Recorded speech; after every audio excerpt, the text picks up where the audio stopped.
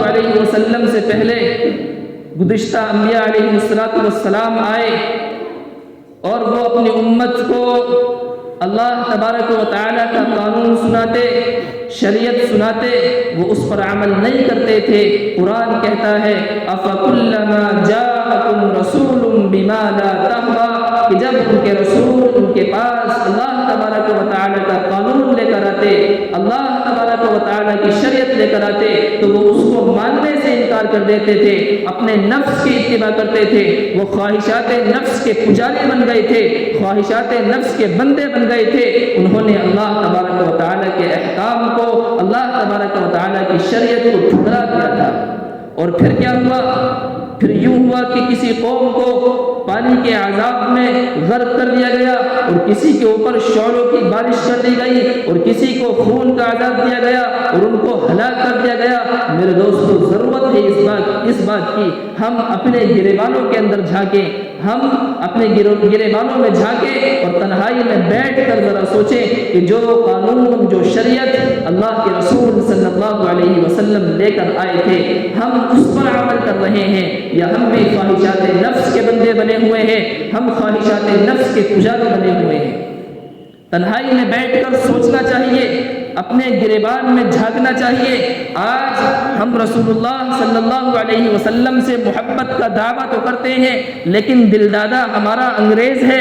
ہم رسول اللہ صلی اللہ علیہ وسلم سے عشق کا دعویٰ تو کرتے ہیں، لیکن ہم کسی فلمی ایکٹر کے فین بنے ہوئے ہیں، ہم کسی میدان کے کھلاڑی کے فین بنے ہوئے ہیں۔ جھوٹ ہم بولتے ہیں، عیاری ہم کرتے ہیں، مکاری ہم کرتے ہیں۔ ہمارے چال چلن سے، ہمارے رہن سہن سے، ہمارے کردار سے، گفتار سے، اخلاق سے، اعتبار سے نبی پاک علیہ السلام کی سیرت نہیں جھلکتی ہے، تو ہم کس منہ سے اپنے آپ کو مومن اور مسلمان کہتے ہیں؟ مومن ہونے کے لیے تو رسول اللہ صلی اللہ علیہ وسلم کی سنتوں پر عمل کرنا پڑے گا، اللہ تبارک و تعالیٰ کے احکام کی پاسداری کرنی پڑے گی۔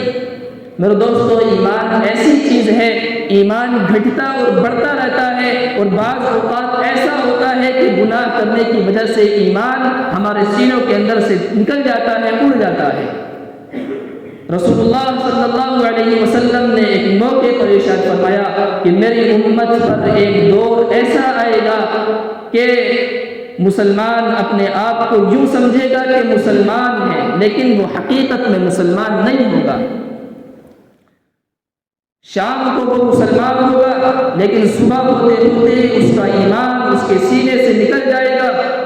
صبح کو وہ مسلمان ہوگا، لیکن شام ہوتے ہوتے اس کا ایمان اس کے سینے سے نکل جائے گا۔ ایک ایسا وقت آئے گا کہ مسلمان اپنے ایمان کو تھوڑے سے پیسوں کے لیے بیچ دے گا، تھوڑے سے عیش کے لیے بیچ دے گا، چند منٹ کے گناہ کے لیے بیچ دے گا۔ میرے دوستو، ایمان بکنے کی چیز نہیں ہے، ہمارا ایمان تو پہلے ہی بکا ہوا ہے۔ اللہ رب العزت نے قرآن مقدس کے اندر ارشاد فرمایا، ان اللہ اشتری من المؤمنین انفسهم واموالهم بان لهم الجنہ، ہم نے مومنین کے مال کو، اس کے جسم کو، اس کی روح کو خرید لیا ہے۔ یا اللہ کس چیز کے بدلے خرید لیا؟ فرمایا بان لهم الجنہ، جنت کے بدلے خرید لیا ہے۔ جنت میں وہی جائے گا جس کے دل کے اندر ایمان ہوگا۔ اگر ہمارے سینے سے گناہ کرتے کرتے ہمارا دل سیاہ ہو گیا ہے، اور گناہ کرتے کرتے ایک وقت ایسا آتا ہے کہ اسلام کی چیزوں سے ہمیں نفرت ہو جاتی ہے، اللہ تبارک و تعالیٰ کے حکم سے ہمیں نفرت ہو جاتی ہے، رسول اللہ صلی اللہ علیہ وسلم کی سنتوں سے ہمیں نفرت ہو جاتی ہے۔ جب یہ وقت آ جائے تو سمجھ لو کہ ہمارے سینے سے ایمان نکل چکا ہے۔ اور جنت میں صرف ایمان والا جائے گا، غیر ایمان والا کبھی نہیں جا سکتا۔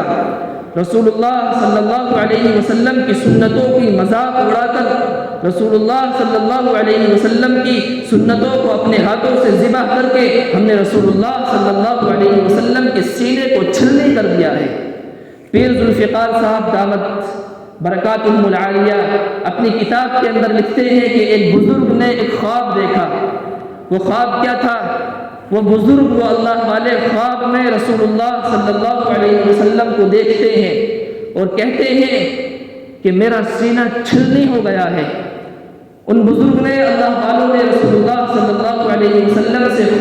پوچھا کہ اللہ کے رسول کیا تمہارا سینہ غیر مسلموں نے چھل نہیں کیا ہے، غیر لوگوں نے تمہارا سینہ چھل نہیں کیا ہے؟ تو رسول اللہ صلی اللہ علیہ وسلم نے ان بزرگ سے اللہ والوں سے فرمایا کہ نہیں، مجھے اس وقت بھی اتنی تکلیف نہیں ہوئی تھی جب مجھ پہ طائف میں پتھر برسائے گئے تھے، مجھے غیروں نے مارا، مجھے اتنی تکلیف نہیں ہوئی تھی، مجھے ان سے زیادہ تکلیف مجھے اپنوں نے دی ہے۔ مسلمانوں نے نبی پاک علیہ السلام کی سیرت کو چھوڑ دیا، نمازیں ہم نہیں پڑھتے، جھوٹ ہم بولتے ہیں، سود ہم کھاتے ہیں، زناکاری ہمارے محلوں میں عام ہے، بے حیائی ہمارے محلوں میں عام ہے، تو پھر کس طریقے سے رسول اللہ صلی اللہ علیہ وسلم کے سینے کو، ان کے دل کو ہم ٹھنڈک پہنچا سکتے ہیں؟ ان بزرگ نے پوچھا کہ رسول اللہ یہ آپ کا سینہ کس نے چھلنی کیا ہے؟ فرمایا کہ میرے ماننے والوں نے چھلنی کیا ہے۔ میرے دوستو، اپنی زندگی کے طور طریقوں کو بدلو، اپنی زندگی کے رہن سہن کو بدلو، اپنی زندگی کے ایام کو بدلو، اپنی پوری زندگی کو نبی پاک علیہ السلام کے طریقے پر لے کر آؤ، تو پھر ہمارا ایمان مکمل ہو جائے گا۔